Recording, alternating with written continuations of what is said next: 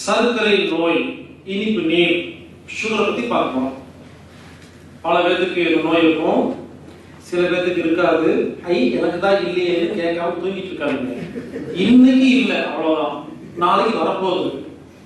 ஒழுங்கா போய் காதை கொடுத்து கேட்டீங்கன்னா இனி வாழ்க்கையில வராது.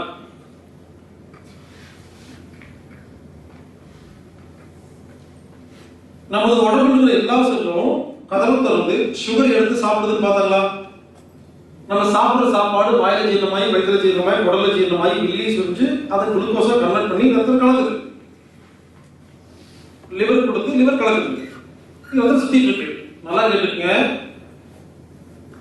ஒரு செல்லு கதவு திறந்து கால்சியம், அயன், சோடியம், மெக்னீசியம் எதுவானாலும் உள்ள போட்டுக்கும், சர்க்கரை மட்டும் உள்ள போட்டுக்காது.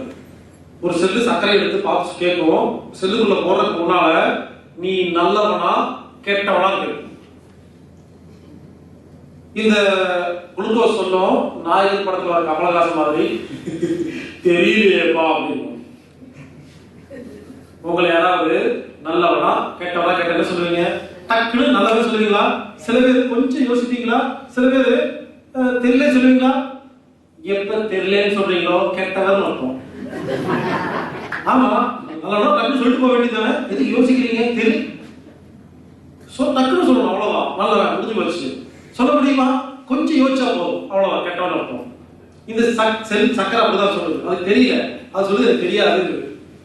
செல்லு சொல்லுது, இங்க பாரு, எனக்கும் தெரியாது, உனக்கும் தெரியாது, நீ ஒண்ணு பண்ணு. அப்படியே ரத்தம் வழியா சுத்திக்கிட்டே போ. அங்க ஒரு உறுப்பு இருக்கும். அந்த உறுப்பு பேர் என்ன? கணையம், பேங்க்ரியாஸ். பேங்க்ரியாஸோட வேலை என்னன்னா, ரத்தத்தில் உள்ள சர்க்கரை நல்ல சர்க்கரையா கெட்ட சர்க்கரையான்னு கண்டுபிடிக்கிற ஒரு குவாலிட்டி கண்ட்ரோலர், தர கட்டுப்பாட்டு ஆபீசர். இந்த சர்க்கரை என்ன பண்ணும்? சுத்திட்டு பேங்க்ரியாஸ் கிட்ட போகும்போது பேங்க்ரியாஸ் கணையம் என்ன பண்ணும்னா, ஒவ்வொரு சர்க்கரை டெஸ்ட் பண்ணி பார்க்கும். நல்லா ஜீரணமா இருந்து நல்ல சர்க்கரையா இருந்தா ஓகே, இது செலக்டட், இன்சுலின் கொடுத்து செல்லுக்குள்ள இருக்கும். எந்த சர்க்கரை ஒழுங்கா ஜீரணமாகலையோ அதுக்கு இன்சுலின் கொடுக்காது. உங்க ஒரு கம்பெனில ஒருத்தர் இருப்பாரு, QC சொல்லுவாங்க, குவாலிட்டி கண்ட்ரோலர். டைகிட்டு உட்காந்துருப்பாரு. அவருக்கு எந்த வேலை வெட்டி இருக்காது, எல்லாம் கஷ்டப்பட்டு வேலை செஞ்சு கொடுப்பாங்க. உட்காந்து டெஸ்ட் பண்ணி பார்ப்பாரு. நல்லா இருந்துச்சுன்னா ஓகே, டெஸ்டட், எக்ஸ்போர்ட். நல்லா இல்லைன்னா ரிஜெக்டட், குப்பையில போடுவாரா? அந்த மாதிரி நம்ம சாப்பிடுற உணவு மேனுஃபேக்சர் ஆகி குளுக்கோஸா கன்வெர்ட் ஆனோம்னா அந்த குவாலிட்டியை கண்ட்ரோல் பண்றதுக்கு தான் ஒருத்தர் இருக்காரு, கணையம், பேங்க்ரியாஸ். இவருக்கு அதெல்லாம் தெரியாது. சர்க்கரை நல்லபடியா ஜீரணமாகி நல்ல சர்க்கரையா வந்ததுன்னா செக் பண்ணி பார்த்துட்டு குட் குவாலிட்டியா இருந்தா இன்சுலின் கொடுப்பாங்க, இல்லைன்னா தரமாட்டாங்க. இது என்ன நல்ல சர்க்கரை கெட்ட சர்க்கரைன்னு கேட்டீங்கன்னா, ஒழுங்கா ஜீரணமானா நல்ல சர்க்கரை, ஒழுங்கா ஜீரணம் ஆகலைன்னா கெட்ட சர்க்கரை. அது வாயிலையோ, வயிற்றுலையோ, குடல்லையோ, வில்லிஸ்லையோ, லிவர்லையோ நிறைய ப்ராசஸ் முடிச்சு போகுது. ஏதோ ஒரு இடத்துல ப்ராசஸ் தப்பா நடந்தாலும் அது கெட்ட சர்க்கரை. இந்த கடை என்ன பண்ணும்? குட் குவாலிட்டி குளுக்கோஸ்க்கு இன்சுலின் கொடுத்து செல்லுக்குள்ள போன்னு சொல்லுது. பேட் குவாலிட்டி கொடுக்கறது இல்ல. செல் என்ன பண்ணும்? அதுக்கு எல்லாம் தெரியாது. ரத்தத்துல சர்க்கரை சுத்திட்டு இல்லையா, எடுத்து பார்ப்போம். இன்சுலின் இருந்தா இது நல்ல சர்க்கரை, நம்ம தலைவர் வந்து ஓகே சொல்லிட்டாரு, உடனே போட்டுக்கும். எந்த சர்க்கரை இன்சுலின் இல்லையோ அது எடுக்காது, அவ்வளவுதான். அப்போ சர்க்கரை நோய் என்ன? எல்லாரும் சொல்றாங்க கணையம் இன்சுலின் கொடுக்கல சொல்றாங்களா? கணையம் இன்சுலின் கொடுக்காததுக்கு காரணம் கணையம் இல்ல, கணையம் எல்லாம் கெட்டு போகல, பேங்க்ரியாஸ் ஒண்ணும் கெட்டு போகல, ஜீரணம் கெட்டு போச்சு. உங்க கம்பெனி இருக்கிற குவாலிட்டி கண்ட்ரோலர் போயிட்டு, ஏப்பா நீ நிறைய ரிஜெக்ட் பண்ற, ஏன் கொஞ்சமா தான் நீ வந்து செலக்ட் பண்றான்னு கேட்டா என்ன சொல்லுவாரு? இப்ப நான் செலக்ட் பண்ணணும்னா நீ ஒழுங்கா மேனுஃபேக்சர் பண்ண சொல்லுவாரா? அவ்வளவுதான். ஜீரணத்தை நாம தப்பு பண்ணிட்டு உட்கார்ந்து கணையம் கெட்டு போச்சு, கணையம் கெட்டு போச்சுன்னா அதெல்லாம் கெட்டு போகல, அது ஒழுங்கா தான் இருக்கு. ஒழுங்கா சாப்பிட்டா ஒழுங்கா சுரக்கும். அப்போ சர்க்கரை நோய்ங்கிறது என்ன? கணையம் கெட்டு போற நோய் இல்ல, ஜீரணம் கெட்டு போற நோய். அதுக்கு மருந்து சாப்பிடுறது, மாத்திரை சாப்பிடுறது அவசியமே இல்ல. கணைக்கு மேல தப்பு இல்ல, நம்ம மேல தப்பு. அப்ப என்ன பண்ணணும்?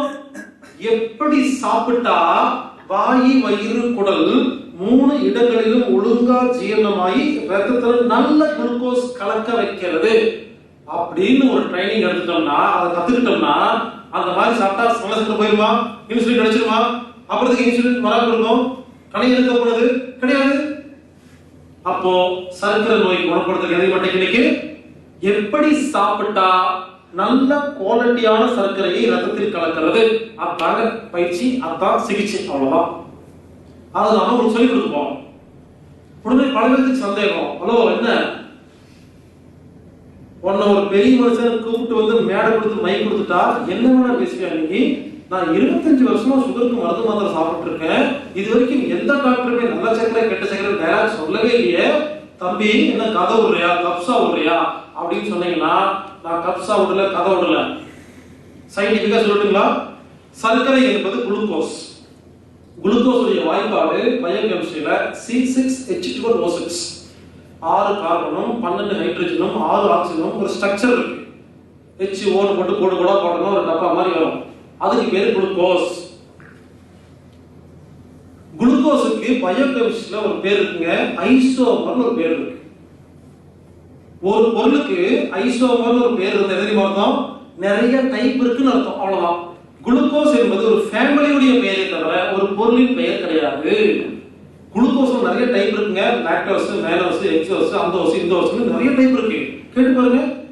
ஹெச் தூக்கி அந்த பக்கம் போட்டு OH இந்த தூக்கி போட்டா வேற ஓசா மாறிடும். சும்மா ரெண்டு இது மாத்தி மாத்தி சும்மா எழுதி பாருங்க, மாத்தி மாத்தி பாருங்க, வேற வேற ஓசா மாறும். ஒத்த சக்கரை, ரெட்ட சக்கரை, கூட்டு சக்கரை, இப்படி நிறைய டைப் சுகர் இருக்கு. நான் எதுக்கு சொல்ல வரேன்னா, சர்க்கரையில் நிறைய டைப் இருக்கு. ஒரு சில குறிப்பிட்ட டைப் குளுக்கோஸ் மட்டும்தான் மனித உடம்புல இருக்கிற செல்களுக்கு ஒத்து வருங்க. ஒரு சில குறிப்பிட்ட குளுக்கோஸ்கள் மனித உடம்புக்கு ஒத்து வராது. கணையத்துடைய வேலை என்னன்னா, எந்த டைப் குளுக்கோஸ் மனித உடம்புக்கு ஒத்து வருமோ அதுக்கு மட்டும் இன்சுலின் கொடுத்து செல்லுக்குள்ள போக சொல்லும். எந்த டைப் செல்லுக்குள்ள போனா நோய் வருமோ அந்த டைப்புக்கு இன்சுலின் கொடுக்காம ரிஜெக்ட் பண்ணிடுது. இது டெக்னிக். முதல்ல சொன்னது நல்ல சக்கரை கெட்ட சக்கரை. ஏன் பயோகெமிஸ்ட்ரியில பேசினா யாருக்கு ஒன்றும் புரியாது இருக்காங்க. லோக்கல் லாங்குவேஜ்ல நல்ல சக்கரை கெட்ட சக்கரை முடிஞ்சு போச்சா? இப்போ ஹாஸ்பிட்டல்ல போய் சுகர் டெஸ்ட் பண்ணி பாக்குறீங்கல்ல, செக் பண்ணி சொல்றாங்கல்ல, இது 200 இருக்கு 300 இருக்குன்னு சொல்லுவாங்க. இங்க வந்து இப்போ 5 இருக்கு 7 இருக்குன்னு சொல்றாங்க இல்லையா? நான் கேக்குறேன், 200 இருக்கு 300 இருக்குன்னு சொல்றாங்க, ஒத்துக்கிறேன். இந்த 200ல எந்தெந்த சர்க்கரை எவ்வளவு இருக்குன்னு கேட்டு பாருங்க. குளுக்கோஸ் உடைய ஃபார்முலாவை செக் பண்றதுக்கு தான் மிஷின் டாக்டர் இருக்கே தவிர அது இருக்கிற ஐசோமர்களை செக் பண்றதுக்கு ஹாஸ்பிட்டல்ல மிஷின் கிடையாது. கேட்டா தெரியாதுமாங்க. அதுக்கு மிஷின் இருக்குதுங்க. அந்த மிஷினுக்கு பேரு IR study, UV spectrum study, ultra violet. இன்னொன்று இருக்குது NMR நியூக்ளியர் மாஸ். இந்த மிஷின்ல மட்டும் தான் கண்டுபிடிக்க முடியும். அதுவும் ரொம்ப காஸ்ட்லி. பெரிய பெரிய லேப்ல பெரிய பெரிய இன்ஸ்டிட்யூட்ல மட்டும் தான் இருக்கு. லோக்கல் ஹாஸ்பிட்டல் எதுவுமே கிடையவே கிடையாது. அது பெரிய ரிசர்ச்சுக்கு மட்டும் யூஸ் பண்றாங்க. நான் எதுக்கு இந்த கதையெல்லாம் சொல்றேன்னா, சுகர்ல நிறைய டைப் இருக்குங்க. இதை பத்தி ஆராய்ச்சி பண்ணாம குளுக்கோஸ் எவ்வளவு இருக்குன்னு செக் பண்ணி பார்த்து ஒரு பிரயோஜனம் கிடையாது. செக் பண்ணி என்ன குறைக்கும்? அதுல மனித உடம்புக்கு ஒத்து வர குளுக்கோஸா ஒத்து வராத குளுக்கோஸா பாக்குறதுக்கு மிஷினே இல்லாதப்போ 200 இருந்தா என்ன, 10 இருந்தா என்ன, 7 இருந்தா உங்களுக்கு என்ன இருக்குது? அவ்வளவுதான். என்ன தெரியல. பார்த்து என்ன போறீங்க? நான் ஏற்கனவே எல்லா சயின்டிஸ்டையும் பார்த்துட்டேங்க, எல்லா ஆராய்ச்சியும் பார்த்துட்டேன். அது வரைக்கும் ஒரு ஆங்கிள் இருக்காங்க. நாம போய் லாஜிக்கா சில 10 கொஸ்டின் கேட்டோம்னா தான் ஆமா இல்ல நீ சொல்றது அப்பதான் அந்த மாதிரி ஆங்கிள் யோசிக்கிறாங்க. அது வரைக்கும் அந்த மாதிரி ஆங்கிள் யோசிச்சு நம்ம பார்த்தது இல்ல. புக் எடுத்து படிச்சு படிச்சு படிச்சு ரொம்ப வருஷமா அப்படி பிக்ஸ் ஆயிட்டாங்க. சில விஷயங்கள் சொன்னாதான் ஆமா இல்ல இப்படி கூட யோசிக்க முடியுமான்னு யோசிச்சு அதுக்கப்புறம் தான் நம்ம பார்த்துட்டதுல தப்புங்கிறது புரியுது அவங்களுக்கு. அதனால இந்த பயோகெமிஸ்ட்ரி நமக்கு தேவையில்லை. நமக்கு தேவை என்ன? சக்கரை குணமாக அவ்வளவுதானே. எப்படி சாப்பிட்டா நல்ல சக்கரையா மாறும் அப்படின்னு டெக்னிக் இருக்குங்க. அதை கத்து கொடுக்க போறாங்க. முடிஞ்சு போச்சு, அவ்வளவுதான். இருந்தாலும் சர்க்கரை நோய் பத்தி நாம இன்னும் டீடைலா நல்ல டீடைலா பார்க்க போறோம். ஒரு குழந்தை இருக்குங்க. குழந்தைக்கு பாருங்க கல்லங்க உடம்பெல்லாம் இருக்காது. நினைச்சா சாப்பிடும், பிடிக்கலாம் துப்பும், அடிச்சாலும் சாப்பிடாது, குதிக்கும், ஓடு, விளையாடும். மனசு சுத்தமா இருக்குமா? ஜாலியா விளையாண்டு இருக்குமா? நல்லா சாப்பிடுமா? நல்லா தூங்குமா? அப்ப என்ன ஆகும்? ஒழுங்கா ஜீரணமாயிட்டு இருக்கும் குழந்தைக்கு. ஒரு குழந்தை சாப்பிடுது. இங்க வந்து உங்களுக்கு சுகர் லெவல் வந்து 7, 8 சொல்றாங்க இல்லைங்களா? இந்தியாவில் வந்து 200, 300 சொல்லுவாங்க. ஒண்ணும் இல்ல, இன்ட்டு 18 போடணும், அவ்வளவுதாங்க. நீங்க என்ன கணக்கு வச்சுக்கீங்களோ இன்ட்டு 18 போட்டீங்கன்னா அந்த ஆன்சர் வந்து அவ்வளவுதான். ஒண்ணும் இல்ல, அது ஒரு இது வேற மெத்தட் அவ்வளவுதான். நான் அந்த மெத்தட் சொல்றேன், அப்பதான் உங்களுக்கு புரியும். ஒரு குழந்தை சாப்பிடுது, ரத்தத்துல 500 சக்கரை கலக்குது. சும்மா கணக்காக 500 விட்டுருங்க, நான் புரியுதா ஒரு கணக்கு சொல்றேன். 500 சக்கரை கலக்குது. இந்த குழந்தை நல்லா மென்னு சாப்பிட்டுருக்கு, சூப்பரா சாப்பிட்டுருக்கு. 500 சக்கரையும் நல்லபடியா ஜீரணம் ஆயிருக்குன்னு வச்சுக்கோங்களேன். 500 நல்ல சக்கரை கலந்துச்சா சுத்திட்டு இருக்க ரத்தத்துல செல்லுக்குள்ள போகுதா? செல்லுக்குள்ள எடுத்துக்குமா? எடுத்துக்காது. என்ன பண்ணும்? செல்லு சொல்லும், நீ நல்ல சக்கரையா கெட்ட சக்கரையா தெரியல, எடுத்துக்க மாட்டேன்னு சொல்லும். இந்த சக்கரையில என்ன பண்ணும்? பேன்கிரியாஸ் கிட்ட போகுமா? பேன்கிரியாஸ் என்ன பண்ணும்? 500 சக்கரை டெஸ்ட் பண்ணி பார்க்கும். 500 சூப்பரா இருக்குமா? என்ன பண்ணும்? 500 இன்சுலின் கொடுத்துரும். ஒரு ரகசியம் புரிஞ்சுக்கங்க, ஒரு சர்க்கரைக்கு ஒரு இன்சுலின் தான் கிடைக்கும். ரத்தத்தில் எத்தனை சர்க்கரை இருக்கோ அவ்வளவு இன்சுலின் தான் உடம்பு ப்ரொடியூஸ் பண்ணும். சில பேர் இன்சுலின் இன்ஜெக்ஷன் போடுறீங்கல்ல, அது எவ்வளவு பெரிய கொடுமை தெரியுமா? சுகர் கொஞ்சமா இருக்கும், இன்சுலின் நிறைய போட்டுருவீங்க, தேவையில்லாம இன்சுலின் சுத்தி கிடக்கும்ல. அப்படி எல்லாம் போடக்கூடாது. ஒரு சர்க்கரைக்கு ஒரு இன்சுலின் கரெக்டா சொல்லுங்க. அது எப்படி? நல்லபடியா ஜீரணமாகி நல்ல சர்க்கரையா இருந்தா மட்டும் தான் சொல்லணும். இப்ப இந்த குழந்தைக்கு 500 வருஷம் சுத்திட்டு இருக்கா, எல்லாம் சூப்பரா ஜீரணமா இருக்கா, இன்சுலின் கிடைச்சிருச்சா? செல்கள் என்ன பண்ணும்? கதவை திறந்து பார்த்துட்டு இன்சுலின் எடுத்து ஒதுக்கி போடுமா? ஆனா இந்த குழந்தையோட உடம்புக்கு 300 சக்கரை தான் தேவைப்படுது. இப்ப என்ன ஆகும்? 300 செல்லுக்குள்ள போந்துருமா? 200 சுத்தி வருமா? இந்த செல்கள் இருந்துட்டு 200 அதிகமா இருக்கு, கிடைச்சிருச்சு அப்படின்னு எடுத்து ஸ்டாக் எல்லாம் வச்சுக்காது. நாம தான் போற வரலாம் எடுத்து பிடிக்கி பீரோல சேர்த்து வைப்போம். உடம்பு செல்கள் அப்படி கிடையாது, அதுக்கு வேணும்னா எடுக்கும். சிங்கம் புலி எல்லாம் அந்த மாதிரிதான். யாரெல்லாம் நிறைய சம்பாதிச்சு சேர்த்து வச்சிருக்கீங்களோ நீங்க எல்லாம் எறும்பு. யார் ஒண்ணு சேர்த்துக்காம இருக்கீங்களோ சிங்கம். வேணும்னா ஓடணும், ஒரு மானை பிடிக்க முடியும். அப்புறத்துக்கு ஓடணும் பேசாம உட்காந்து பாத்துருக்கீங்களா? டிஸ்கவரி சேனல்ல பார்த்தா தெரியும், நிறைய மான் இருக்கும், சிங்கம் பேசாம படுத்து ராஜா மாதிரி தூங்கிட்டு இருக்கும், எல்லா மானும் மேய்ச்சிட்டு இருக்கும். திடீர்னு சிங்கம் எந்திரிக்கும், பசிச்சா மட்டும்தான் எந்திரிக்கும். அது ரொம்ப நேரம் நினைச்சு சோம்பேறி சிங்கம் எல்லாம் என்னடா பசிக்கு வேற வழியே கேட்டு அப்புறம் தான் இது இருந்துச்சு குடுக்குன்னு ஓடும். ஒரு மானை பிடிக்குமா? ஒரு மானை பிடிச்ச அடுத்த நிமிஷம் எல்லா மானும் மேய ஆரம்பிச்சிடும். இனிமேல் இது நம்மள பிடிக்காது, அது கிடைச்சிச்சுல, அது பொறுமையா சாப்பிட்டு 10 நாளைக்கு உட்காந்துருக்கும். மறுபடியும் ஓடும். ஏன்னா சிங்கம் நினைச்சா முடியும் போது, முடியாத என்ன பண்றது? சரி வச்சுக்க வேண்டியதான். இப்படி செல்லுகளை சிங்கம் மாதிரி அதெல்லாம் எடுத்து ஸ்டாக் எல்லாம் வைக்காது, வேணும்தான் எடுக்கும். இல்லைன்னா குப்பை தூக்கி வீசி அவ்வளவுதான். இது 200 சக்கரை சுத்தி வருதா? இந்த 200 சக்கரை என்ன ஆகும்?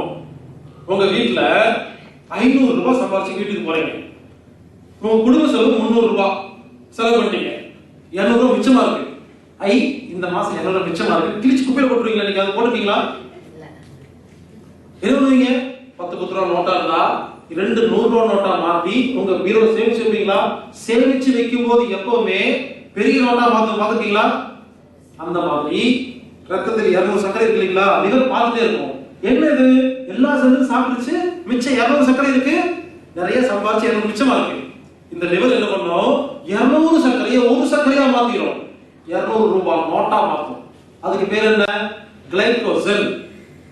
இது வரைக்கும் குளுக்கோஸ் நிறைய பேர் கேள்விப்பட்டிருப்பீங்க. சக்கரை நோய்க்கு 10 வருஷம் மாத்திரை சாப்பிட்டுருப்பீங்க, குளுக்கோஸ் சொல்லியிருப்பாங்க. கிளைகோஜன் தெரியுமா? கிளைகோஜன் என்னன்னா, ஒரு சக்கரைக்கு பேர் சக்கரைங்க, 2 சக்கரை ஒன்று சேர்ந்தா 2 ரூபாய் மதிப்புள்ள கிளைகோஜன், ரூபாய் நோட்டுன்னு பேருங்க. 10 சக்கரை சேர்ந்தா 10 ரூபாய் மதிப்புள்ள கிளைகோஜன். அப்படி இந்த உடம்பு என்ன பண்ணும்? அந்த சக்கரை குட்டியா இருக்கும், 1000 சக்கரை ஒண்ணு சேர்த்து குட்டி பண்ணிருங்க, இடம் இல்ல ஸ்டாக் வைக்கிறதுக்கு. இப்படி குட்டி நோட்டா மாத்தி பிரைன், மூளை பகுதி, மசில்ஸ், சதை நார்கள், லிவர் 3 இடத்துல சர்க்கரையை ஸ்டாக் வைக்கும். வச்சிருச்சா? இப்ப ரத்தத்துல சர்க்கரை கம்மியாச்சா? இந்த குழந்தைக்கு சுகர் நோய் இருக்கா? கிடையாது. இந்த குழந்தை உண்மையிலே சொன்னாங்க, குழந்தை ஒழுங்கா சாப்பிடுங்க, அதை கெடுக்கிறதே இந்த அம்மா. அது வாடி ஜாலியா விளையாண்டு இருக்கும். என்ன பண்ணிருப்பீங்க? ஸ்கூலுக்கு போய் சேர்த்துருவீங்க, காலை 7 மணிக்கு எழுப்பீங்க, அது பாவம் நிம்மதியா தூங்கிட்டு இருக்கும். வேண்டாம் ஸ்கூலுக்கு போகல அப்படிங்க முடிச்ச எந்த அடிச்சு எழுப்பிட்டு அது இருக்குமே இருக்காது. அப்பதாங்க முதல்ல ஒரு குழந்தை மனசு பிடிக்காத வேலையை ஆரம்பிக்குது. அப்படியே கூட்டிட்டு போக வேண்டியது, குளிப்பாட்டு வேண்டிய அப்படியே நின்று இருக்கும், பேன் நின்று இருக்கும், குளிப்பாட்டுவீங்க, அப்படியே தொடச்சுடுவீங்க, அப்படியே பவுடர் எல்லாம் போட்டு அது வாட்டுக்கு கட்டுப்பா இருக்கும். சாப்பிடுவீங்க, வேண்டாம்னு சொல்லுவோம், சாப்பிடு. மத்தியானம் 1 மணிக்கு லட்சம் கொடுப்பாங்க, விருப்பமே அந்த குழந்தைய சாப்பாடு கொடுத்து ஊட்டுவீங்க, அது திங்க என்ன பண்ணுவீங்க? சாப்பாடுக்கு தண்ணி ஊத்துவீங்க, முழுங்க வெளியில முழுக்கலையா கத்தி எடுத்து இந்த குழந்தை எடுத்து குத்து உள்ள போச்சு, அப்பா என் குழந்தை சாப்பிடுச்சு. சந்தோஷம், உங்களுக்கு சந்தோஷம், அதுக்கு கோபம். கஷ்டப்பட்டு தின்னா இது ஒழுங்கா ஜீரணமாகுமா? ஒழுங்கா ஜீரணமாகாதா? இப்பதான் முதல்ல குழந்தைக்கு 200 ஒழுங்கா ஜீரணமாகாத கெட்ட சர்க்கரையும் 300 ஒழுங்கா ஜீரணமான நல்ல சர்க்கரை உள்ள போகுதா? இப்போ இந்த 300க்கு மட்டும்தான் இன்சுலின் கிடைக்கும், 200க்கு கிடைக்காது. இப்ப சொல்லுங்க, இன்சுலின் கிடைக்காத காரணம் கணையமா நம்மளுக்கு ஜீரணமா? ஜீரணம் தான். இந்த 300 என்ன ஆகும்? செல்லுக்குள்ள போயிருமா? 200 என்ன ஆகும்? செல்லுக்குள்ள போகாதா? செல்லுக்குள்ளேயும் போக முடியாது, பிரெயின் மசில் லிவர்க்குள்ளேயும் போக முடியாது. உங்க வீட்டுக்கு 500 ரூபாய் சம்பாதிச்சு போறீங்க, 200 ரூபாய் கள்ள நோட்டு, 300 ரூபாய் நல்ல நோட்டு. நல்லா கேட்டுங்க, 300 ரூபாய் குடும்ப செலவுக்கு பயன்படுத்துறீங்க, 200 ரூபாய் கள்ள நோட்டு. கள்ள நோட்டுன்னு தெரிஞ்ச உடனே எடுத்து பீரோல சேர்த்து வைப்பீங்களா? கிழிச்சு குப்பையில போடுவீங்களா? கிழிச்சு குப்பையில போடுவோம். அப்ப லிவர் என்ன பண்ணும்? எந்த லிவர் நல்ல சர்க்கரையெல்லாம் எடுத்துட்டு போய் கிளைகோஜனா மாத்தி சேர்த்து வச்சதோ அதே லிவர் எப்போ ஒரு சர்க்கரை இன்சுலின் இல்லையோ செல்லுக்குள்ளேயும் போக முடியல. லிவர் என்ன பண்ணும்? ஏய், நீ எல்லாம் ஒழுங்கா ஜீரணமாகாத சர்க்கரை, அதனாலதான் இன்சுலின் கிடைக்கணும். அந்த சர்க்கரையை உடைச்சு விடுங்க. எந்த சர்க்கரை உடைஞ்சு போய் ரத்தம் சுத்திட்டு இருக்கோ கிட்னி என்ன பண்ணும்? ஏய், நீங்க எல்லாம் லிவர் உடைச்ச சர்க்கரையா? அப்ப எப்போ ஒரு சர்க்கரை லிவர் உடைச்சிருச்சோ கிட்னி கிட்ட சொல்லிருச்சு, அந்த மாதிரி சர்க்கரை வந்துச்சுன்னா எடுத்து மூத்திரமா அனுப்பிச்சு வச்சிருங்க, அது உடைச்சு விட்டுரும். கிட்னி என்ன பண்ணும்? எந்த சர்க்கரையெல்லாம் லிவர் உடைச்சதோ அதெல்லாம் எடுத்து மூத்திர பைக்கு அனுப்பிச்சிடும், யூரினரி பிளாடர். மூத்திர பை என்ன பண்ணும்? மூத்திரமா வெளியே அனுப்பிச்சிடும். நாம என்ன பண்ணுவோம்? சில ஆஸ்பத்திரியில உங்களுக்கு ஏதாவது நோய் வந்தா யூரின் டெஸ்ட் பண்ணி பார்க்கலாம் அப்படிமாங்க. டெஸ்ட் பண்ணி பார்த்துட்டு சொல்லுவாங்க, உங்க மூத்திரத்தில் நிறைய சர்க்கரை வருகிறது, உங்களுக்கு சர்க்கரை நோய் சொல்லுவாங்க. சர்க்கரை நோய் எல்லாம் வரல, ஒழுங்கா ஜீரணமாகாதனால செக் பண்ணி குப்பையில வீசுது.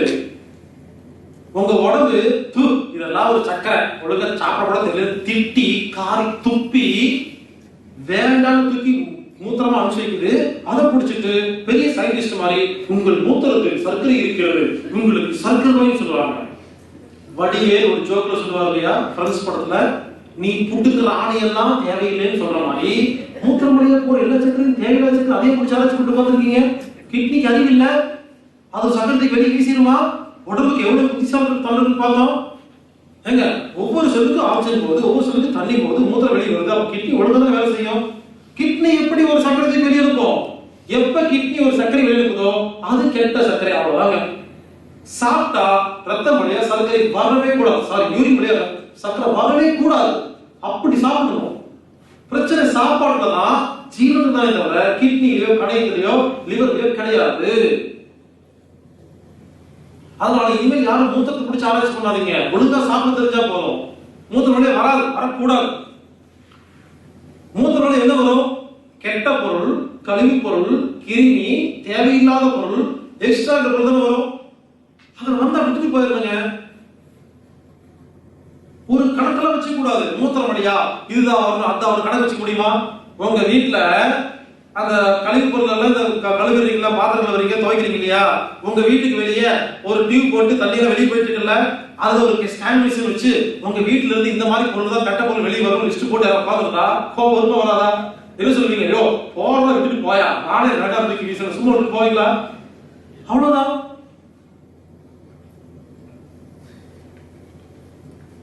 இப்படி அந்த குழந்தை சாப்பிட்டுச்சு இல்லையா, 200 வெளியே போச்சுல்ல, இது நோய் வந்துருச்சா? கிடையாது, ரிஜெக்ட் பண்ணி குப்பையில போட்டுச்சு. என்ன கொஞ்சம் எனர்ஜி லாஸ், இது சாப்பிடுறது ஜீரணம் வந்து எனர்ஜி லாஸ், அவ்வளவுதான். இந்த குழந்தை அதுக்கப்புறம் படிச்சு பெரியாராயிடும், ஒரு பெரிய கம்பெனி வச்சு கொடுத்துருவாங்க, பிசினஸ் மேன் ஆயிடும். ஸ்கூல்ல படிக்கும் போதாவது ஒழுங்கா சாப்பிட்டு இருக்கோம், இந்த பிசினஸ் மேன் முதலாளி மட்டும் ஆயிட்டோம்னு வச்சுங்களேன், சாப்பிடவே முடியாது. காலை எந்திரிச்சு ஓடுவோம் 4 மணிக்கு, ஏதோ ப்ராப்ளம் லாரி மாட்டிக்கிச்சு அதுக்கு ஓடுவோம். மத்தியானம் எப்ப சாப்பிடுறோம்னே தெரியாது. நைட்டு என்ன பண்ணுவோம்? நைட்டு ஒரு 1 மணி 2 மணிக்கு உட்காந்து பேய் மாதிரி தின்ட்டு இருப்போம், எல்லாரும் தூங்கிட்டு இருப்பாங்க, நான் மட்டும் ஆள் தின்ட்டு இருப்போம். கேட்டா பிசினஸ் மேன் அப்படித்தான் அப்படின்னோம். நோய் வருமா வராதா? தப்பா சாப்பிட்டா ஒழுங்கா ஜீரணமாக உள்ள போகுமா? இந்த பிசினஸ் மேனுக்கு 300 சர்க்கரை கெட்ட சர்க்கரை, 200 நல்ல சர்க்கரை. 300 மூத்திரமா வெளியே போயிருமா, 200 செல்லுக்குள்ள போயிருமா? நல்லா கேட்டுங்க. இப்ப இந்த உடம்புக்கு 300 சர்க்கரை தேவைப்படுது, 200 செல்லுக்குள்ள போயிடுச்சு, 300 மூத்திரமா போயிடுச்சு. 100 10ல என்ன பண்ணும்? உங்க வீட்டுக்கு 500 ரூபாய் சம்பாதிச்சு போறீங்க, 300 ரூபாய் கள்ள நோட்டு, 200 ரூபாய் நல்ல நோட்டு, 300 ரூபாய் கிழிச்சு குப்பையில போட்டீங்க, 200 ரூபாய் குடும்ப செலவுக்கு பயன்படுத்துறீங்க, 100 ரூபாய் பட்ஜெட்ல துண்டு விழுந்துச்சு, என்ன பண்ணுவீங்க? ஏற்கனவே சம்பாதிச்சு வச்ச பணத்தை பீரோல வந்து 100 ரூபாய் செலவு பண்ணுவீங்களா? நல்லா கேட்டீங்க, இது புரிஞ்சா போதுங்க. ரத்தத்தில் எப்போ செல்களுக்கு உள்ள போறதுக்கு செலவு பண்றதுக்கான சர்க்கரை இல்லையோ, பிட்யூட்டரி சுரப்பி ACTH அப்படிங்கிற நீரை சுரக்கும். இந்த ACTH அப்படிங்கிற நீர் கிட்னிக்கு மேல ஒரு சுரப்பி இருக்கு, அட்ரினல் சுரப்பின்னு பேரு. தமிழ்ல தொப்பி சுரப்பின்னு பேருங்க, முக்கோணமா இருக்கும். அந்த தொப்பி சுரப்பி தூங்கிட்டு இருக்கும், வெளிக்கூட வேலை வந்துச்சுன்னு. அந்த அட்ரினல் சுரப்பியோட வேலை என்னன்னா, ரத்தத்துல எப்ப குளுக்கோஸ் கம்மியா போச்சோ, இந்த கிளைகோஜன் ஸ்டோர் ஆச்சு இல்லையா ட்ரை மசில்ஸ் லிவர்ல, அதை எடுத்துட்டு வந்து கொட்டுறது தான் இதோட வேலை. அது மட்டும் இல்ல, அட்ரினல் சுரப்பி உப்பு அதே மாதிரி தான். உப்பு அதிகமான எடுத்துட்டு போய் ஸ்டாக் வைக்கும், உப்பு கம்மியான உப்பு கொட்டும். உப்பையும் சர்க்கரையும் மெயின்டைன் பண்ற சுரப்பிக்கு பேர் தான் அட்ரினல் சுரப்பி. இப்போ இது ஓடி வந்து எடுத்து கொட்டிருச்சா? இப்போ நல்ல சத்து வந்துச்சா? செல்லுக்குள்ள போயிருச்சா? இப்போ நோய் இல்ல. நல்லா கேட்டுங்க, சாப்பிடுற சாப்பாடு இருக்கிற குளுக்கோஸ் நல்லபடியா இருந்தா இன்சுலின் வாங்கிட்டு செல்லுக்குள்ள போகும், அதிகமா இருந்தா ஸ்டாக்ல வைக்கும், கம்மியா இருந்தா எடுத்து கொட்டும், கெட்ட சர்க்கரையா இருந்தா மூத்திரம் வழியா வெளியே போகும். இதுக்கு எவ்வளவு சுரப்பிகள் வேலை செய்யுது, எவ்வளவு பர்ஃபெக்ட்டா வேலை செய்யுது. அப்படி இருக்கும் பொழுது நீங்க உட்கார்ந்து எதுக்கு சுகர் லெவல் டெஸ்ட் பண்ணணும்? அதுக்கு தான் இவ்வளவு உறுப்பு உள்ள வேலை செஞ்சுட்டு இருக்கல. உங்களுக்கு அதெல்லாம் வேலை செக் பண்ற வேலை இப்படி நடந்துட்டு இருக்குங்க. இப்பெல்லாம் சக்கரை நோய் கிடையாது. சின்ன வயசுல இருந்து நமக்கு இப்படி நடந்துட்டே இருக்கும். ஸ்டாக் வைப்போம், ஒழுங்கா சாப்பிட்டா ஸ்டாக், தப்பா சாப்பிட்டா ஸ்டாக் செலவாகுமா? சேமிப்போம், செலவு பண்ணுவோம், சேமிப்போம், செலவு பண்ணுவோம். நடந்துட்டே இருக்குமா? திடீர்னு என்ன தெரியுமா? மொத்த ஸ்டாக்கும் தீர்ந்து போச்சு. இப்ப என்ன ஆகும்? பீரோல பணமே இல்லை. என்ன ஆகும்? நல்லா யோசிச்சுக்கோங்க. ஒருத்தர் சாப்பிடுறாரு, 400 கெட்ட சர்க்கரை, 100 நல்ல சர்க்கரை. 400 மூத்திரம் வழி போயிருமா? 100 செல்லுக்குள்ள போயிருமா? 200 பத்தலையா? இவரு ஓடி வந்து அவரு ஓடி வந்து திறந்து பார்த்தா பீரோ ஃபுல்லா காலியா? சர்க்கரை இல்லையா? ரத்தத்துல சர்க்கரை கொடுக்க முடியலையா? என்ன ஆகும்? இல்லைன்னு சொல்லும். மொத்த செல்லும் சர்க்கரை உள்ள போகாதனால மெழுகுவர்த்தி அவிர மாதிரி மொத்த செல்லு மயக்கம் போடுமா? சர்க்கரை நோயாளிகள் மயக்கம் போடுறீங்கன்னா அதுக்கு காரணம் கணையம் கெட்டு போகல, இன்சுலின் சுரக்காம இல்ல, வேற எந்த பிரச்சனையும் இல்ல, உடம்புல இருக்கிற கிளைகோஜன் தீர்ந்து போச்சுன்னு அர்த்தம்.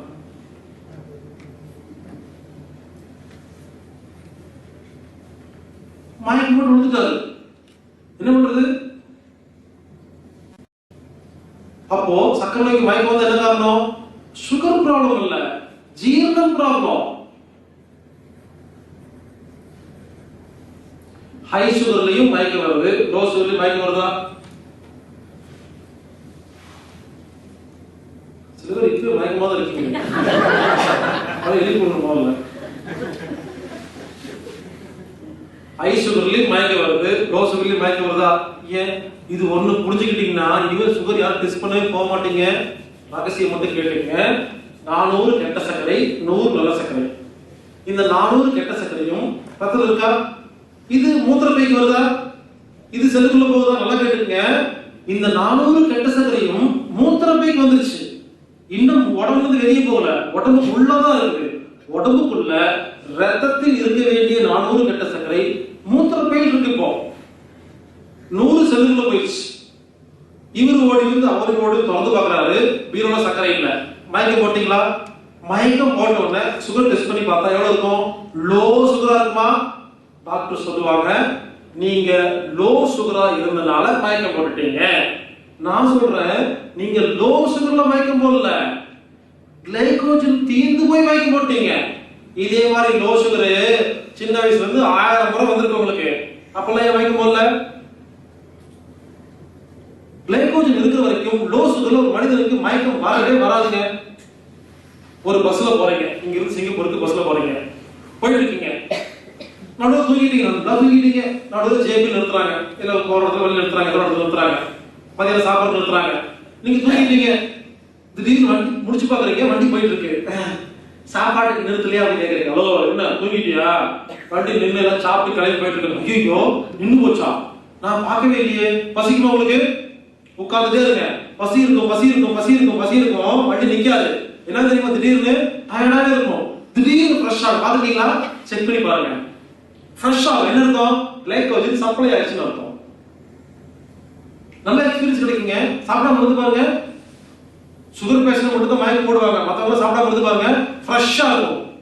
எப்போ வயிற்றுல சாப்பாடு இல்லையோ, குளுக்கோஸ் பத்திலையோ, கிளைகோஜன் சப்ளை ஆரம்பிக்கும். சூப்பர் எனர்ஜியா இருக்குங்க, பார்க்க நமக்கே தெம்பா இருக்கும். சாப்பிடல ஆனா தெம்பா இருக்கு சொல்லுங்க, என்ன அர்த்தம்?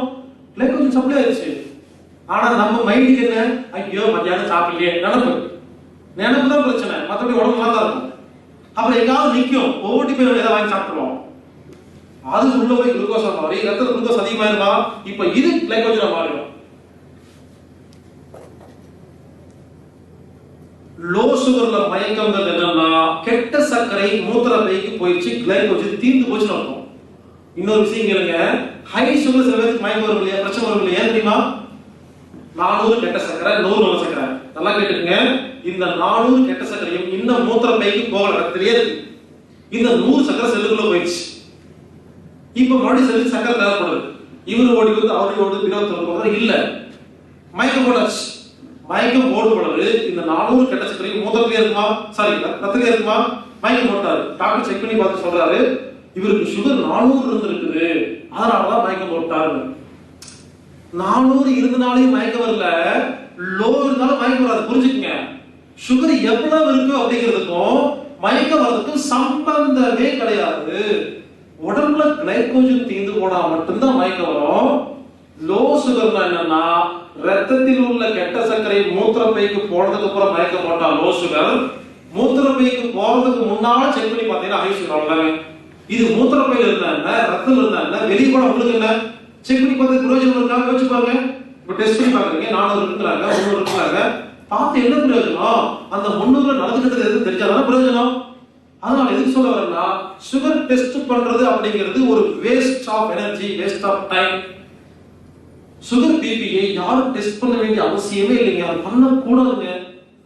சுகர் பிபி பொறுத்த வரைக்கும் டெஸ்ட் பண்ணா நோய், டெஸ்ட் பண்ணாம இருந்தா சௌக்கியம். சரி, ஒருத்தர் மயக்கம் போட்டார், என்ன பண்றாங்க? ஒரு மாத்திரை தராங்களா, மாத்திரை சாப்பிட்டா மயக்கம் தெரிஞ்சுதா? என்ன பண்ணாங்க? மயக்கம் போட்டு கொடுத்துட்டாரு 400 சுகர்ல. ஒரு மாத்திரை சாப்பிட்டோம்னா இந்த மாத்திரை நேரா போய் இந்த 400 கெட்ட சர்க்கரைய நல்ல சர்க்கரையெல்லாம் மாத்தாரு. மாத்திரை என்ன பண்ணும்? நேரா கடைக்கு போகும், பேக்ரியாஸ், பேக்ரியாஸ் என்ன 400 சுகர் இன்ஜி தரமாட்டியா அப்படிங்கிறோம். உங்க கடையை சொல்லும் தர முடியாது, அது கெட்ட சர்க்கரை தரமாட்டேன்னு சொல்லும். ஒழுங்கு மரியாதை கொடுன்னு உங்க மருந்து மாத்திரோட வேலை என்னன்னா, கணையத்தை மிரட்டி இன்சுலின் வாங்குறது தான் மாத்திரோட வேலை. இந்த மாத்திரை போய் ரவுடித்தனம் பண்ணி கொடுக்காத இன்சுலினை கணையத்திலிருந்து புடுங்கி 400 சர்க்கரை கொடுத்துருமா, கொடுத்து எல்லாம் செல்லுக்குள்ள போயிருமா, இது எதிர்த்து உட்காந்துருவாரு. இது எமர்ஜென்சி. ஏதோ ஒரு நாள் 2 நாள் ஒரு வாரம் பண்ணலாம், எதுக்கு? எமர்ஜென்சிக்கு பண்ணிக்கலாம். ரெகுலரா பண்ண என்ன ஆகும்? இந்த கெட்ட சர்க்கரை உடம்பு எவ்வளவு புத்திசாலித்தனமா அது செல்லுக்குள்ள போக ரிஜெக்ட் பண்ணுச்சு இல்லையா, ரிஜெக்ட் பண்ணதுக்கு சப்ளை பண்ணா செல்லுகளுக்கு நோய் வருமா வராதா? எமர்ஜென்சியில பார்க்க வேண்டிய வைத்தியம் சூப்பர் வைத்தியம் ஒத்துக்கிறேங்க. இந்த மருந்து மாத்திரை அருமையான வைத்தியம். ஏன்னா எமர்ஜென்சியில தேவை, உயிரை காப்பாத்துறதுக்கு வேணும், வேண்டாம்னு சொல்லல. ஆனா வாழ்க்கை ஃபுல்லா சாப்பிடுறது தப்புன்னு சொல்றாங்க. இப்படி எமர்ஜென்சி கொடுக்க வேண்டிய மருந்து மாத்திரைய வாழ்க்கை ஃபுல்லா சாப்பிடுங்கன்னு சொன்னா நீங்க வாழ்க்கைக்கு சாப்பிட்டே இருப்பீங்களா? எப்படி சாப்பிட்டாலும் சரி, தப்பு தப்பா சாப்பிட்டாலும் சரி, கெட்ட சக்கரை உள்ள போனாலும் சரி, மாத்திரை சாப்பிட்டு சாப்பிட்டு இன்சுலின் புடுங்கி இருக்கிற எல்லா சக்கரையும் கொடுத்தா எல்லா செல்லுக்குள்ள போகுமா? எல்லா செல்லுக்கும் நோய் வருமா? சர்க்கரை நோய் வந்தா எல்லா நோய் வரும் சொல்றாங்களா? சர்க்கரை நோய் வந்தா எல்லா நோயும் வராது. சர்க்கரைக்கு மாத்திரை சாப்பிட்டா தான் எல்லா நோய் வரும். சர்க்கரை மாத்திரை சாப்பிட்டு பாருங்க, முதல்ல சர்க்கரை நோய் வரும், கொஞ்ச நாள் கழிச்சு கண்ணு மங்களா தெரியும். சொல்லுவாங்க, டாக்டர் எனக்கு கண்ணு மங்களா தெரியுது டாக்டர், உங்களுக்கு சுகர் இருக்கா அப்படின்னா, ஆமா சுகர் இருந்தா அப்படிதான் எல்லா நோயும் வரும். அதை சொல்லிட்டு நீங்க இருக்கு எந்த நோய் பத்தி கேட்டு பாருங்க. முதல் கேள்வி சுகர் இருக்கா, ஆமான்னு சொன்னா போதும். அப்படி தாங்க எல்லா நோயும் சொல்றாங்களா? அப்ப சுகர் இருந்தா எல்லா நோயும் வரும் சொல்ற மாதிரி இருந்தா நீங்க எதுக்கு டாக்டர்? அப்ப உங்களுக்கு நான் எதுக்கு வரேன்? அப்ப சுகர் குணப்படுத்த ஐடியா தெரிஞ்சா குணப்படுத்திடலாமா? சுகரை மட்டும் குணப்படுத்த தெரிஞ்சா போதுங்க, உலகத்துல எல்லா நோயும் குணப்படுத்தலாம். ஒரு டாக்டருக்கு சுகரை குணப்படுத்த முடியாதுன்னு சொன்னா என்ன பத்திக்கு டாக்டரே கிடையாது. அதுக்கப்புறம் சொல்றது பிரயோஜனமே இல்லை. ஏன்னா ஒரு கேவலம் சாதாரண சுகரை கூட குணப்படுத்த வக்கு இல்ல, அதுக்கு எந்த நோய் பத்தி பேசுவாங்க? எப்படி குணப்படுத்த முடியும்? மருந்து மாத்திரை சாப்பிட்டா என்ன ஆகும்? கெட்ட சக்கரை எல்லா செல்லுக்குள்ளேயும் போகுமா? போகும். டோஸ் அதிகமாகுமா? சர்க்கரைக்கு மாத்திரை சாப்பிட்டா ஏன் டோஸ் அதிகமாகுது? உங்க கணையம் புடிங்க கொடுத்துருக்குமா மாத்திரை? எல்லா செல்லுக்கும் கெட்ட சக்கரை போகுமா? எல்லா செல்லுக்கும் நோய் வருமா? அப்ப எல்லா செல்லுக்கும் அதிக சக்கரை கேட்குமா? பிபி கேட்குமா? புது நோய் வந்துட்டே இருக்குமா? கணையம் அதுவா சொல்றதா பரவாயில்ல, புடிச்சு இழுத்து என்ன ஆகும்? கணையம் கெட்டு போகும். கணையம் கெட்டு போனதுனால நீங்க சக்கரை மாத்திரை சாப்பிடல, சக்கரை மாத்திரை சாப்பிடறதுனால கணையம் கெட்டு போகும். இப்படி கணையத்தை கெடுக்கிறதே சாப்பிட்டுக்கலாம். நல்லா ஒழுங்கா இருக்கிற கணையத்தை கெட்டு போச்சுன்னு போய் சொல்லி மாத்திரை கொடுத்து கெடுத்துட்டு இருப்பாங்க. அப்புறம் நான் டோஸ் அதிகமாயிட்டே போகும். என்ன அர்த்தம்? உங்க நோய் பெருசாயிட்டு வருதுன்னு அர்த்தம். பிபி சுகருக்கு மருந்து மாத்திரை அது மட்டும் இல்லைங்க, எந்த நோய்க்கு போனாலும் டோஸ் அதிகமாகுதா கம்மியாகுதா? ஒரு டாக்டர் எப்படி தெரியுமா இருக்கணும்? முதல்ல போனா ஹெவி டோஸ் தரணும், அப்புறம் கொஞ்சம் கொஞ்சமா மருந்து மாத்திரை கம்மி பண்ணிட்டே வரணும். ஒரு குறிப்பிட்ட நாள்ல என்ன சொல்லணும்? சார், நீங்க எங்கிட்ட நோயோட வந்தீங்க, நான் மருந்து மாத்திரை கொடுத்தேன், உங்க நோயெல்லாம் குணமாயிடுச்சு, இனிமேல் இந்த பக்கம் வராதீங்க, ஓடி போங்கன்னு துரத்தி விடணும். ஆனா அப்படி பண்ண மாட்டாங்க. என்ன பண்ணுவாங்க? முதல்ல போகும்போது குட்டி மாத்திரை, போக டோஸ் அதிகமாயிட்டே போகுது, நோய் பெருசாயிட்டு வருது. ஒரு நோய் கண்ட்ரோல் பண்ணா நோய். பிபி சுகர் யாரெல்லாம் கண்ட்ரோல் பண்றீங்களோ அதுக்கு பேரு நோய். இப்படி சுகருக்கு மாத்திரை சாப்பிட்டீங்கன்னா தெரியுமா? கண்ணு கெட்டு போகும். டாக்டர் சொல்லுவாங்க, ஒண்ணு பண்ணுங்க, எனக்கு தெரிஞ்ச கண் டாக்டர் இருக்காரு, அவர் போய் பாருங்க, எழுதுறாங்களா? எழுதி அவருக்கு அனுப்பிச்சுடுறாங்க, எழுதிருப்பாங்க, இந்த டாக்டர் போங்க சொல்லுவாங்க. உங்களை பொதுவா கண் டாக்டர் போங்க சொல்ல மாட்டாங்க. எனக்கு தெரிஞ்ச டாக்டர் இருப்பார், ஏன் தெரியுமா? அவர் தான் நிறைய கமிஷன் கொடுப்பாரு. எந்த டாக்டர் நல்ல கமிஷன் கொடுக்குறாரோ அவர் நினைச்சிருப்பாங்க. ஒரு லிங்க் இருக்கும். இப்போ சுகர் டாக்டர் தான் இருக்கிறதுலயே பிஸ்து, ஏன் தெரியுமா? அவங்க கிட்ட வந்து எங்கன்னு அனுப்புவாங்க. கண்ணை போய் பார்த்துட்டு வா, வந்தாச்சா, 6 மாசம் ஆச்சா, கண்ணு கெட்டு பார்த்து கிட்னி கெட்டு போமா, கிட்னி டாக்டர் போய் வா, அப்பண்டிஸ் வலிக்குமா, வெட்டி எடுத்துரு, கல்கட ஸ்டோன் இருக்கா, வெட்டி எடுத்துரு, கருவேப்பிலை கட்டிட்டா வெட்டி எடுத்துரு, இப்படி அனுப்பிச்சிருப்பாங்க. போயிட்டு வருவீங்க. இருக்கிறது மெயின் வந்து டிஸ்ட்ரிபியூட்டர் வந்து சுகர் டாக்டர் தான். இவரு தான் அனுப்பிச்சிருப்பாரு, அங்க போயிட்டு வா, இங்க போயிட்டு வா, உடனே சக்கரை வந்துருச்சுல்ல, நான் சொல்றது கெடுதான் ஆகணும். இப்படி எல்லா இதுக்கும் அனுப்பிச்சிடுறாங்களா?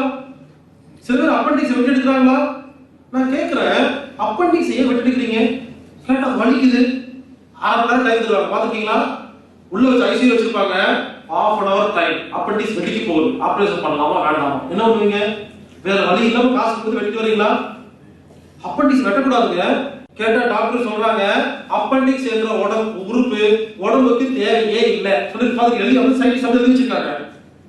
நான் கேட்கிறேன், கடவுள் லூஸ் அறிவியல கடவுளுக்கு? எப்ப நம்ம உடம்புல இருக்கிற ஒரு உறுப்பு எந்த வேலையும் செய்யறது இல்ல, வேஸ்ட்னு சொல்றாங்களோ அவ்வளவுதான் வேஸ்ட். கடவுள் எவ்வளவு புத்திசாலி, அவர் உறுப்பு கொடுத்திருப்பாரு. அப்ப என்ன சொல்லணும்? அப்பண்டிக்ஸ் என்ன வேலையை பார்க்குதுன்னு நாங்க இன்னும் கண்டுபிடிக்கலன்னு சொன்னாங்கன்னா ஒதுக்கலாம். அது வேண்டாம், தேவையான ஒதுக்க மாட்டாங்க. யாராவது அப்பண்டிக்ஸ் வெட்டினவங்க இருந்தா கேட்டு பாருங்க. மலை மேல ஏறும் பொழுது அவனால கால் ஒழுங்கா வைக்க முடியாதுங்க, படிக்கட்டு ஏறும்போது ஒழுங்கா வைக்க முடியாது, நடக்கிறது கஷ்டப்படும். ஏதுறீங்களா? அப்பண்டிக்ஸ் தான் உடம்புடைய ஈக்விலிபிரியத்தை மெயின்டைன் பண்ணுது, ரைட் அண்ட் லெஃப்ட் மேனேஜ் பண்ணும். நீங்க கையை தாடாசனம் தூக்கும் பொழுது உடம்பு நடுங்குச்சுல, ஆடுச்சுல, அப்பண்டிக்ஸ் வெட்டவங்க நிக்கவே முடியாது, அவ்வளவு இன்ஃபுளுன்ஸா இருக்கும். ரைட் அண்ட் லெஃப்ட் வந்து பேலன்ஸ் ஆகாதுங்க. உங்களுக்கு பயப்படாதீங்க. இந்த மாதிரி நிறைய வேலை அது கிருமிகளை அப்சர்வ் பண்ணும். உடல்ல வயிற்றுல நிறைய கழிவு வந்துருமா, குடல்ல வீங்கி போயிருமா குடல். இந்த அப்பண்டிக்ஸ் ஏன் வலி தெரியுமா? அது ஒரு இன்ஃபர்மேஷன், அது ஒரு சைரன். என்ன சொல்லுது? குடல்ல கழிவு அதிகமா இருக்கு, சுத்தம் பண்ணு சொல்லுது. நாம என்ன பண்ணுவோம்? என்னது சுத்தம் பண்றதா? முதல்ல ஒன்னா சுத்தம் பண்ண தூக்கி எடுத்துருவோம், அப்புறம் வலிக்கவே வலிக்காது. என்ன ஆகும்? கழிவு அதிகமாகி கேன்சர் வரும், எய்ட்ஸ் வரும், இல்ல இறந்து வரும். பெரிட்டோனியம் அப்படிங்கிற ஒரு சவுல இந்த குடல் பகுதி உட்கார்ந்து இருக்குங்க. கழிவு அதிகமான என்ன ஆகும்? இந்த வலையை பிச்சுக்கிட்டு உடஞ்சு போயிடும். ஏன் உடஞ்சது? இவங்க என்ன பண்ணுவாங்க, ஏன் உடஞ்சது ஆராய்ச்சி எல்லாம் கிடையாது, உடஞ்சது எடுத்து ஒட்ட வைக்கிறதுக்கு ஆபரேஷன். அதை குடல் எடுத்துட்டு அங்க ஒரு மெஸ் வச்சு அதை வச்சு விட்டுருவாங்க. நான் கேட்கிறேன், ஏன் உடஞ்சிச்சு? ஏன் குடல் வந்துச்சு? குடல் சுத்தம் இல்ல, கழிவு அதிகமாகி வெடிச்சிருச்சு வல. அப்ப என்ன பண்ணணும்? குடல் சுத்தம் பண்ற வேலை பண்ணா ஆட்டோமேட்டிக்கா சரியா போகுமா? சில பேர் சொல்லுவாங்க ஃபேஷனா, நான் இது வரைக்கும் 3 முறை ஹெர்னியா பண்ணிருக்கேன். அப்ப 3 முறை ஏன் பண்ணீங்கன்னு தெரியல, கழிவு அதிகமாயிட்டே வருது. இப்படி ஹெர்னியா பண்ணுவாங்க, அப்பண்டிக்ஸ் எடுத்துருவாங்க. அப்புறம் கால் பிளாடர் ஸ்டோன் வரும். சர்க்கரை மாத்திரை சாப்பிட்டுருந்தா என்ன பண்ணுவாங்க, அதுக்கு 1 hour தான் டைம். சார் உள்ள ஐசியூ வச்சிருக்கோம், கால்பிளேட்டர் ஸ்டோன் இருக்கு, எப்பனாலும் வெடிச்சிடும், உயிருக்கு ஆபத்து, என்ன பண்றீங்க, 1 லட்சம் கொடுங்க அப்படின்னு கேட்கறாங்களா? நிறைய பேர் கால்பிளேட்டர் ஸ்டோன் எடுத்து வரீங்களா? கால்பிளேட்டர்ல ஸ்டோன் இருந்தா அந்த ஸ்டோனை கரைக்கிறதுக்கு தான் வைத்தியம் பார்க்கணும், அதவே வெளியெடுத்துட கூடாது. பித்தப்பையை வெளியெடுத்தா என்ன நடக்கும் தெரியுமா? பித்தப்பை என்ன சுரக்குது? பித்த நீர் சுரக்குது, பைல். நம்ம சாப்பிடுற சாப்பாடு இல்லைங்களா, அது இருக்கிற கொழுப்பு 80% ரத்தத்துல இருக்கிற லிவர் எடுத்துக்கும். லிவர் 80% கொழுப்பு எடுத்து பைலா மாத்துங்க, பித்த நீரா மாத்துங்க. லிவர் ஃப்ரீயா இருக்கும் போதெல்லாம் பித்த நீரை செஞ்சு கால் பிளாடருக்கு அனுப்பிச்சு வச்சிரும். பித்தப்பை ஸ்டாக் வாங்கி வைக்கும். எப்பப்பெல்லாம் வயிற்றுல சாப்பாடு, இட்லி, தோசை, பரோட்டா, பொங்கல் சாப்பிடுறீங்களோ இந்த பித்த நீர் சுரக்கும். வயிற்றுல நடக்கிற ஜீரணத்துக்கு பித்த நீர் முக்கியங்க. இப்போ பித்தப்பை எடுத்துட்டீங்க, பித்த நீர் யார் சுரப்பா? அப்ப நேரடி லிவர் சுரக்கணுமா? சுரக்காம இருக்காதுங்க, சுரக்கும். நேரடியாக லிவர் சுரக்கணும். அந்த டைம்ல நீங்க ஒரு வடைக்கு வாயில போடுறீங்க இல்லையா, அதே டைம்ல லிவர் ஃப்ரீயா மட்டும் தான் சுரக்கும், இல்லைன்னா வேற வேலையை பார்த்துட்டு இருக்கும். எதுக்கு லிவர் கொடுத்து வைக்குது? இவா எனக்கு 1000 வேலை இருக்கும், என்னால சுரக்க முடியாது, நீ வச்சுக்கோ, வேணா சுரக்கதான் சொல்லும். அப்போ கால்கடை வெட்டி எடுத்தா எப்படி ஜீரணமாகும்? லிவர் எவ்வளவு கஷ்டப்படும், அடுத்த லிவர் பாதிக்கும். பயப்படாதீங்க, எதுவுமே வெட்டணும்ல, பயப்படாதீங்க. நான் பயப்படுறதுக்காக பேசல, அதுக்கு தெளிவுபடுத்திட்டு இருக்கேன். அப்புறம் என்ன ஆகும்? கருத்து மேலே கட்டி வந்துடும், அதை அறுத்துருவாங்க. இப்பெல்லாம் ஃபேஷனா போச்சு, 2 பேரும் மீட் பண்ணிக்கிட்டா இதான் பேசிக்கிறது. அப்புறம் உன்னோட அறுத்துட்டியா? இல்ல இனிமேல் தான் அறுக்க போறேன். சில பேர் சொல்றாங்க, கேவலமா இருக்குங்க அந்த கிறக்கத்தை வெட்டி எடுத்து. கிறகமா அது ஒரு உறுப்பு, இப்படி இருக்கிற ஒரு பொருளை எடுத்து வெட்டிடுவீங்க, உடம்புல ஒண்ணுமே இருக்காது. சர்க்கரை கொண்டு மாத்திரை சாப்பிட்டே இருப்பீங்க, புது நோயா வருவா. சர்க்கரைக்கு முதல்ல மாத்திரை சாப்பிட்டீங்கன்னா எழுதி வச்சுக்கோங்க, முதல்ல சர்க்கரைக்கு மட்டும் சாப்பிடுவீங்க.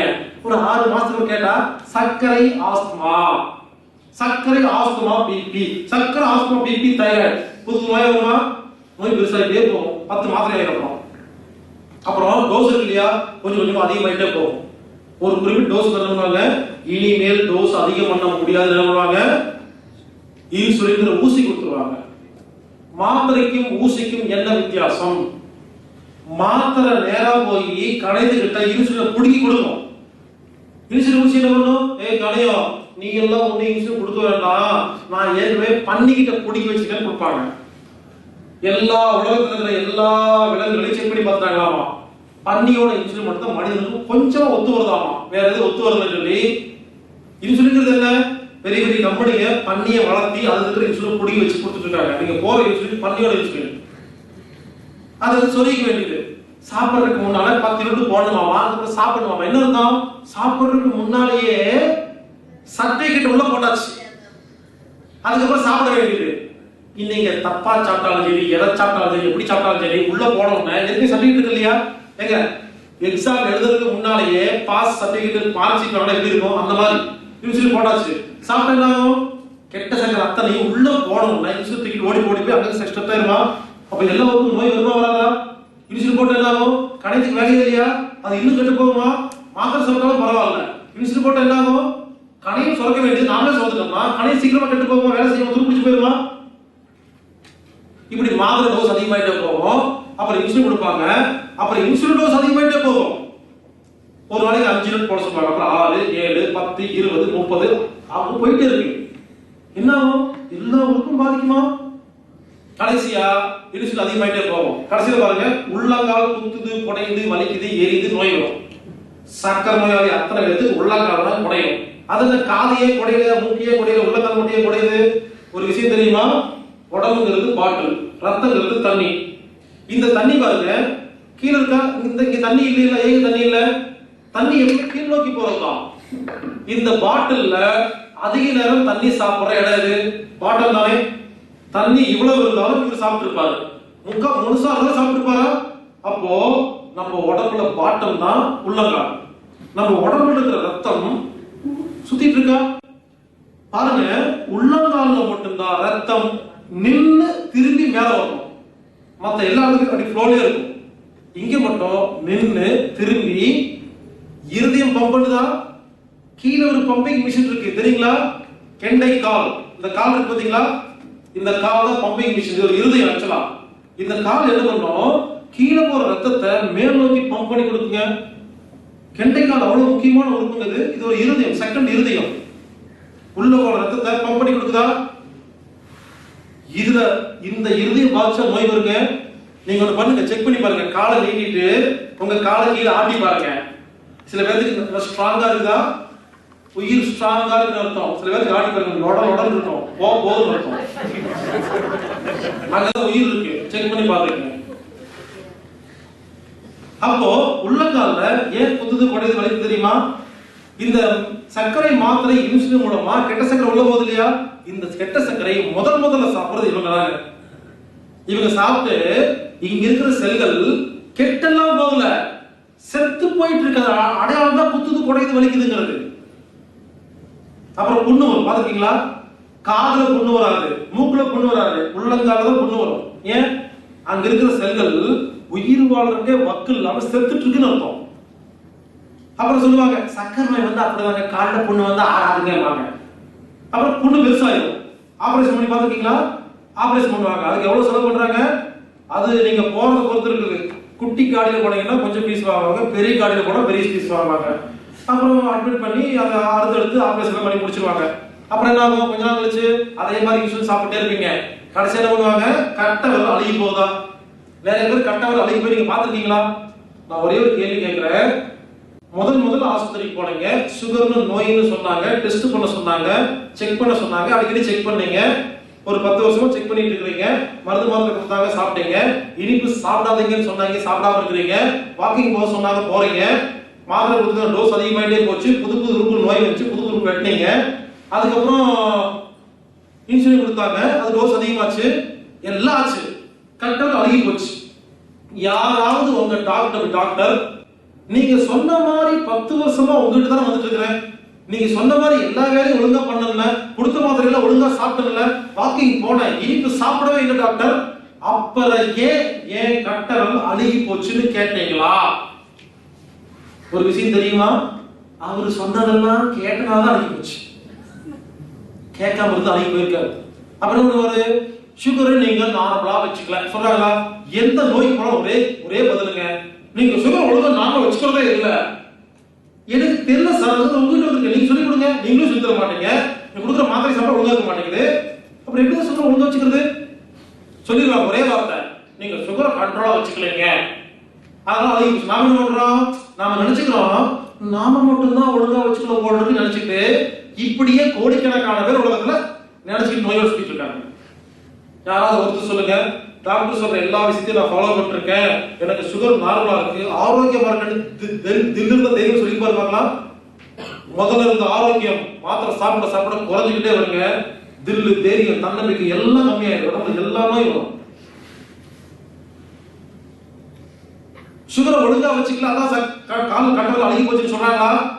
நான் ஒண்ணு சொல்றேன், ஒரு மாத்திரை கொடுத்து உங்ககிட்ட பழுது கடிக்காம கடிச்சு சாப்பிடணும்னு சொல்லி கொடுக்குறேன். நீங்க சாப்பிடுறீங்க, நோய் குணமாக வருவீங்க. நான் சொல்லுவேன், எப்படி சாப்பிட்டீங்க? கடிச்சு சாப்பிட்டீங்க. பழுது படாம கடிச்சு சாப்பிடணும். முடியுமா? முடியாது. இன்னொரு லேகி கொடுக்குறேன், நாக்குல படாம நக்கி சாப்பிடணும். யாராவது முடியுமா? அந்த மாதிரிதான் இருக்கு. சுகர் ஒழுங்கா வச்சுக்க எல்லா நோயும் குணமாகனா அது தெரியல. நாக்கு படம் நக்கி சாப்பிடுற மாதிரி, பல்ல படம் கடிச்சு சாப்பிடுற மாதிரி இருக்கு. அப்புறம் அழுதுருப்பீங்க, கட்டவர்கள் சிலர் அழுதுருப்பாங்க. யார் கட்டவர்கள் அழுதுறீங்களோ பணம் ரெடி பண்ணிக்கங்க. இன்னும் 3 மாசத்துல கால் மொத்தம் அழுக்க வேண்டியது இருக்கும். ஏன் என்ன தப்பு பண்றீங்கன்னு தெரியல. கடவுள் அழுத்தாச்சு, அப்ப மத்த சில சாப்பிடுறது நடத்துமா? அப்ப இது வரைக்கும் அழுகணுமா? அப்புறம் இது வரைக்கும் இருப்பாங்க, அப்புறம் இங்க இருப்பாங்க, அப்புறம் இங்க இருப்பாங்க. பாத்துக்கீங்களா? ஒரு வீட்டுல இது வரைக்கும் அடுத்த ஒருத்தர் படுத்து கிடப்பாரு. அவர் பையன் சும்மா கூட ஆஸ்பத்திரி போயிட்டு வந்துருப்பாருல்ல, அவருக்கு ஒரு சந்தேகம், நமக்கு சுகர் எவ்வளவு செக் பண்ணி பார்க்கலாம். சும்மா சார் எனக்கு சுகர் எவ்வளவு பாருங்க அப்படின்னு கேட்பாரு. செக் பண்ணி பார்த்து சொல்லுவார், டாக்டர் நல்ல தம்பி, நீ முதல்லயே வந்துட்ட, உனக்கு ஜஸ்ட் பார்டர்ல தான் இருக்கு, இந்த குட்டி மாத்திரை சாப்பிடு. ஆரம்பிப்பாரா? சொல்லுவார், டாக்டர் சொன்னாரு எனக்கு ஜஸ்ட் பார்டர்ல இருக்காமான்னு மாத்திரை கொடுத்தாரு. என்ன அர்த்தம்? 10 வருஷத்துக்கு அப்புறம் காலம் அறுக்க போறான்னு அர்த்தம். அதுக்கு தான் ஆட்டை போட்டாருன்னு அர்த்தம். இப்படி இல்லாத நோய்க்கு முதல்ல மாத்திரை சாப்பிட சொல்லி போக டோஸ் அதிகமாகி புது நோய் வந்து புது உறுப்பு அறுத்து, அதுக்கப்புறம் இன்சுலின் கொடுத்து, கட்டவர்கள் அறுத்து, கால் அறுத்து. யோசிச்சு பாருங்க, இல்லாத நோய்க்கு மருந்து மாத்திரைங்க, இல்லாத நோய்க்கு வைத்தியம். 15 வருஷமா 20 வருஷமா மருந்து மாத்திரை சாப்பிட்டு இருக்கீங்களே, இப்போ ஒரு அரை மணி நேரம் விஷயம் சொல்லி கொடுத்துருக்கு. சாதாரண பேண்ட் செட்டு போட்ட சின்ன பையன் நானே இவ்வளவு பேசும் பொழுது பெரிய பெரிய நோபல் பரிசு வாங்கிட்டேன், நான் ஒரு சயின்டிஸ்ட் பீத்திக்கிறாங்கல்ல, இவங்களோட பிரயோஜனம் இருக்கா இல்லையா? உலகத்துல நிறைய பேர்த்த கொலை பண்ணது மட்டும் தான் நோபல் பரிசு கிடைக்கும். பாத்துருக்கீங்களா? ஸ்டீராய்ட்ஸ் கண்டுபிடிச்சு நோபல் பரிசு ஆகும். அது எத்தனை பேருக்கு கொலை பண்ணிட்டு இருக்கு? பென்சில் இந்த மாதிரி எந்தெந்த மருந்துகள் கண்டுபிடிச்சா உலக மக்கள் சாகாங்களோ அவங்களை கூப்பிட்டு கொண்டு பரிசு கொடுப்பாங்க. நடு கொண்டு கண்டிப்பே மாட்டாங்க. சர்க்கரைங்கிறது நோயே இல்லைங்க, இல்லாத நோய்க்கு வைத்தியம் பார்த்துட்டு இருக்கோம். எப்படி குணப்படுத்தணும்? சர்க்கரை பிபிங்கிறது ஒண்ணும் இல்ல. இந்த 5 விஷயத்தை நாம சரி பண்ணா ஆட்டோமேட்டிக்கா என்ன நோய் குணமாகும் பார்த்தோமா, முடிஞ்சு போச்சு. எப்படி சாப்பிட்டா நல்லபடியா ஜீரணம் பண்றது டெக்னிக் மட்டும் கத்துக்கிட்டீங்கன்னா, யாரெல்லாம் 5 வருஷம் 10 வருஷம் 30 வருஷம் மருந்து மாத்திரை சாப்பிடுறீங்களோ உடனே நிறுத்தாதீங்க. அதே மருந்து அதே இன்சுலின் போட்டுருங்க. ஏன் தெரியுமா? 10 வருஷம் இன்சுலின் போட்டுருப்பீங்க, கலை என்ன கண்டிஷனுக்குன்னு தெரியாது.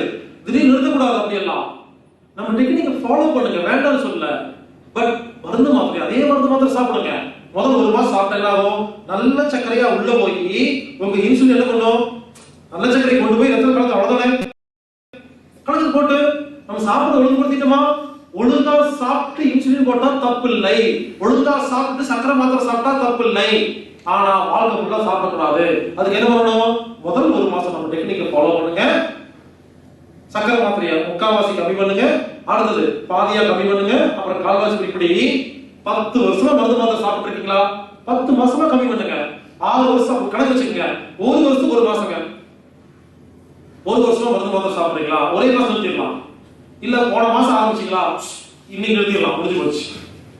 இப்படி எத்தனை வருஷமா சாப்பிட்டு வரீங்களோ அந்த அளவுக்கு உடம்பு அதுக்கு பழகி இருக்கும். 10 வருஷமா தண்ணி அடிக்கிற ஒருத்தர் திடீர்னு நிறுத்திட்டாரு, என்ன ஆகும்? உடம்புலாம் நடுங்கும். ஒரு கட்டிங் போட்டா நல்லா இருக்கும், அதுக்கு கட்டிங் போட நல்லதா? சோ அது பழக்கத்தில் இருக்கு. எப்பவுமே நல்லது கெட்டது, கெட்டது நல்லது எப்படி போனாலும் உடம்பு பழகுக்கு லேட் ஆகும், ஒரு 3 மாசம் ஆகும். அதனால எந்த ஒரு மருந்து மாத்திரையா இருந்தாலும் நீங்க என்ன பண்ணுங்கன்னா டெக்னிக் ஃபாலோ பண்ணி ஸ்டெப் பை ஸ்டெப்பா மருந்து மாத்திரை கம்மி பண்ணீங்கன்னா சைடு எஃபெக்ட்ஸ் கிடையாது, ஒண்ணும் ஆகாது, சௌக்கியமா சந்தோஷமா மட்டும்தான் இருப்பீங்க.